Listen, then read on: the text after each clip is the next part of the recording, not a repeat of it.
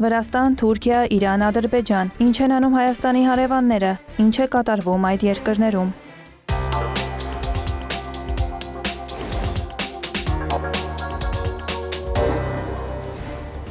Այժմ ակտիվորեն քննարկվում է Հայաստանի եւ Ադրբեջանի միջև նոր ճանապարհների կառուցման հարցը։ Թբիլիսին վստահ է, որ դա լավ է տարածաշրջանի համար, հայտարարել է Վրաստանի արտգործնախարարը։ Մակա Բոջորիշվիլու խոսքով նոր երթուղիները միայն կմեծացնեն տարածաշրջանի կարևորությունը կապակցվածության տեսանկյունից։ Ես որևէ ռիսկ չեմ տեսնում, Վրաստանը չի անհետանա քարտեզի վրայից եւ չի կորցնի ռազմավարական դերը։ Պարզապես կապերի մասին խոսողները երբեմն չեն հիշատակում Վրաստանը որպես Եվրոպայի հետ կապի օղակ, եւ դա կասկածի տակ է դնում նրանց կոմպետենտությունը։ Նախարարի խոսքով որևէ երթուղի չի փոխարինի Վրաստանին, քանի որ այնտեղով անցնող ճանապարհի պահանջարկը տարեցտարի աճում է։ Բոջորիշվիլին հավելել է, որ Թբիլիսին ողջունում է Հայաստանի եւ Ադրբեջանի միջև խաղաղության գործընթացը։ Վրաստանի արտգործնախարարը նաեւ հայտարարել է, որ երկիրը վաղուց անկեղծորեն ձգտում է դառնալ Եվրամիության անդամ եւ ջանքեր է գործադրում այդ ուղղությամբ։ Մենք ցանկանում ենք, որ երկրում խաղաղություն, կայունություն եւ ժողովրդավարություն տիրի առանց արտաքին միջամտության։ Սա նախապայման է Եվրամիությանը միանալու համար։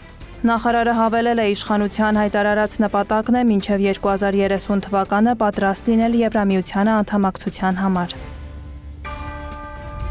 Վրաստանի պաշտպանության նախարարի առաջին տեղակալն աշխատանքային այցով մեկնել է Իտալիա։ Պատապատիաշվիլին իր իտալացի գործընկեր Մատեո Պերեգո դի Կրեմնագոյի հետ քննարկել է Վրաստանի եւ Իտալիայի միջև պաշտպանական ոլորտում երկկողմ համագործակցության հարցեր եւ դրանց խորացման հեռանկարները։ Կարևորվել է երկու երկրի միջև բարձր մակարդակի երկխոսության եւ խորհրդակցությունների շարունակությունը, ինչը կնպաստի առկա գործընկերության եւ վստահության ամրապնդմանը։ Անդրադարձ է կատարվել տարածաշրջանային անվտանգության խնդիրներին եւ առկա մարտահրավերներին։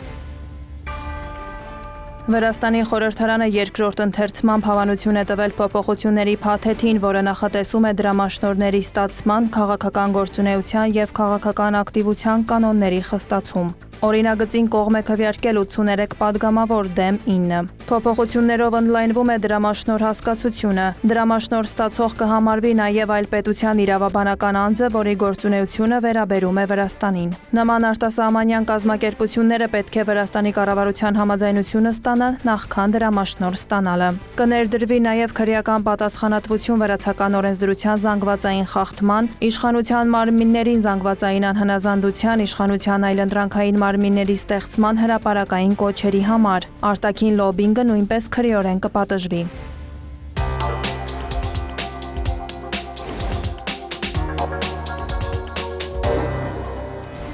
Ռեջեփ Էրդողանը Եթովպիայից վերադառնալիս ինքնաթիռում պատասխանել է լրագրողների հարցերին եւ հայտարարել, որ վաղուց ժամանակն է Թուրքիային ներառել պաշտպանության եւ անվտանգության եվրոպական մեխանիզմների մեջ։ Նրա խոսքով բոլորը հասկանում են, որ իրատեսական եվրոպական անվտանգության համակարգը չի կարող կառուցվել առանց Թուրքիայի։ Էրդողանը հավելել է, որ Անկարան շարունակում է բացատրել, որ Թուրքիան զգալի դրական ներդրում կունենա Եվրամիությունում անվտանգության ապահովման գործում։ Խոսելով Իրանի շուրջ զարգացումների մասին, Էրդողանը զգուշացրել է, որ Իրանի դեմ նոր պատերազմը ոչ ոքի օգուտ չի տա։ Ընդհակառակը ողջ տարածաշրջանը կորուստներ կկրի եւ որ Անկարան իր դիրքորոշումը ներկայացրել է գործընկերներին։ Թուրքիայի ղեկավարն անդրադարձել է նաեւ Սիրիայում իրավիճակին, նշել ուշադիր հետևում է երկրում լիարժեք ինտեգրման գործընթացին։ Նա նաեւ հույս է հայտնել, որ Դոնալդ Թրամփի նախաձեռնած խաղաղության խորհուրդն իր ներդրումը կունենա Գազայում կայունության հաստատման, կրակի դադարեցման եւ խաղաղության ապահովման գործում։ Էրդողանը տեղեկացրել է, որ խորհրդի առաջին նիստին երկիրը ներկայացնելու է արտաքին գործերի նախարար Հաքան Ֆիդանը։ Հունգարիան համոզվել է թուրքական պաշտպանական արդյունաբերության բարձր չափանիշներում, սակայն եվրոպական որոշ երկրներ փորձում են թուրքական պաշտպանական ընկերությունները բացառել գնումների նոր ծրագրերից, որոնք ուղղված են Եվրոպայի պաշտպանունակության ամրապնդմանը։ Այդ մասին հայտարարել է Հունգարիայի արտաքին գործերի նախարար Պետեր Սիյարտոն, շեշտելով, որ Բուդապեշտը համաձայն չէ դրան։ Նրա խոսքով Թուրքիան ՆԱՏՕ-ի անդամ է, ուստի թուրքական պաշտպանական ընկերություններին բացառելու հիմնավոր պատճառներ չկան։ Սիյարտոն հավելել է, որ Հունգարիայի եւ Թուրքիայի միջև պաշտպանական համագործակցությունը կշարունակվի։ Ադրբեջանի պետական նավթային ընկերության դուստր ձեռնարկությունը Սոկար Թուրքիե Էներջի ընկերությունը ավարտել է թուրքական Գամա Էներջի ընկերության հետ 870 մեգավատ հզորությամբ էլեկտրակայանի առքուվաճառքի գործարքը։ Այն կնքվել է 2025 թվականի դեկտեմբերին, շահագործումը սկսվել է փետրվարի 2-ին։ Նշվում է, որ էլեկտրակայանը Թուրքիայի ռազմավարական էներգետիկ կենտրոններից մեկն է եւ կարևոր նշանակություն ունի էլեկտրամատակարարման անվտանգության ապահովման համար։ Այդպիսով Սոկար Թուրքիեն ամրապնդում է իր դիրքերը Թուրքիայում էներգամատակարարման եւ էներգակիրների առևտրի ոլորտում։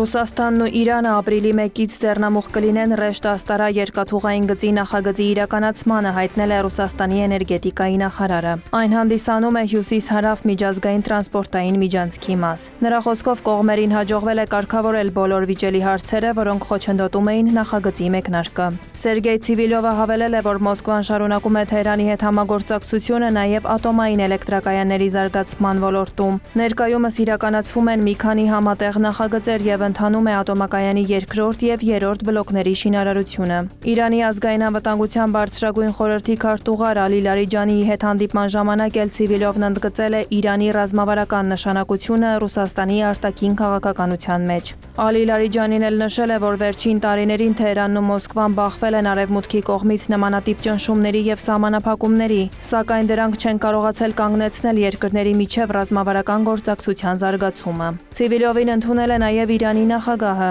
Մասուդ Փեզեշքյանը հայտարարել է, որ Իրանը լի է վճռականությամբ բոլոր ոլորտներում Ռուսաստանի հետ ռազմավարական գործընկերության մասին պայմանագիրն իրականացնել ամբողջ ծավալով եւ սեղմ ժամկետներում։ Տարածաշրջանի երկրները պետք է ընդլայնեն իրենց հարաբերություններն այնպես, որ նրանք կարիք չունենան արտատարածաշրջանային դերակատարների միջամտության, հայտարարել է Փեզեշքյանը։ Ցիվիլյովի Թեհրան այցի շրջանակում տեղի է ունեցել նաեւ Իրանի մայրաքաղաքում ռուսական մշակութային կենտրոնի ռուսական տան բացման արարողությունը։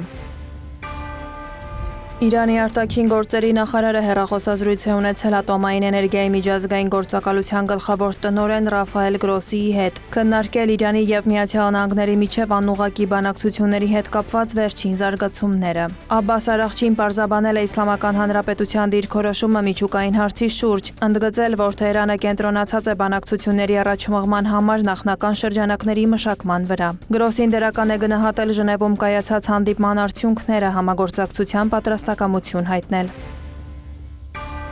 ԱՄՆ-Իրան լարվածության եւ միջուկային գործարքի շուրջ բանակցությունների ֆոնին Ռուսաստանի եւ Իսլամական Հանրապետության ռազմածովային ուժերը համատեղ զորավարժություններ են անցկացնում Օմանի ծոցում եւ Հնդկական օվկիանոսի հյուսիսում։ Ռուսաստանի պաշտպանության նախարարության տվյալով երկու երկրի անձնակազմերը համակարգում են գործողությունները քաղաքացիական նավագնացության անվտանգությունն ապահովելու համար։ Ավելի վաղ Ռուսաստանի նախագահի օգնական Նիկոլայ Պատրուշևը հայտարարել էր փետրվարի վերջին Հորմուզի նեղուցում ռուսական, իրանական եւ չինական նավերի մասնակցությամբ համատեղ զորավարժությունների մասին։ Ամերիկյան մամուլն էլ գրում է, որ Վաշինգտոնը շարունակում է ավելի մեծ թվով ուժեր կուտակել Մերձավոր Արևելքում, սակայն Դոնալդ Թրամփը Իրանի դեմ ռազմական գործողություններ սկսելու վերջնական որոշում դեռ չի կայացրել։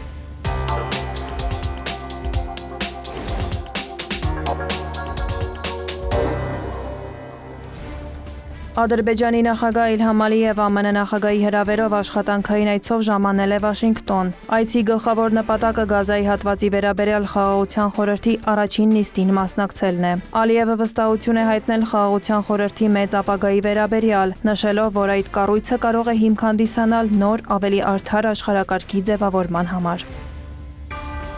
Բաքվում Ռուսաստանի դեսպանությունը սերտ կապի մեջ է 2025 թվականի հուլիսի սկզբին ձերբակալված Ռուսաստանի 11 քաղաքացիների եւ նրանց հարազատների հետ։ Հայտարարել է Մարիա Զախարովան հավելել, Բաքվի քննչական մեկուսարանում նրանց վերջին անգամ այցելել են դեկտեմբերի 30-ին։ Ռուսաստանի արտգործնախարարության խոսնակն ընդգծել է, որ նրանց շուտափույթ ազատ արձակումը եւ վերադարձը հայրենիք իշխանությունների անվերապահ առաջնահերթությունն է։ Զախարովայի խոսքով Ադրբեջանի հետ քաղաքական շփումներն ընթանում են բարձր մակարդակով եւ այդ հարցը պարբերաբար բարձրացվում է ադրբեջանցի գործընկերների հետ երկկողմ շփումներում։ Դիվանագետը հերթական անգամ ընդգծել է Ռուսաստանի քաղաքացիների ազատ արձակումը կարևոր քայլ կլիներ երկրների միջև հարաբերությունների հետագա ամրապնդման ճանապարհին։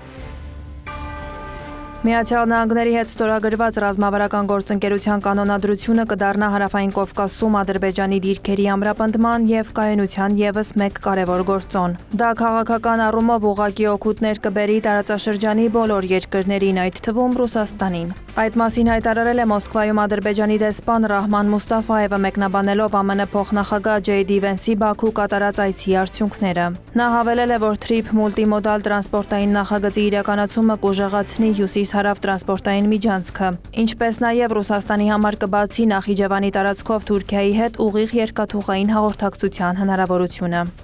Վարդուհի Հարությունյան, հարևաններ։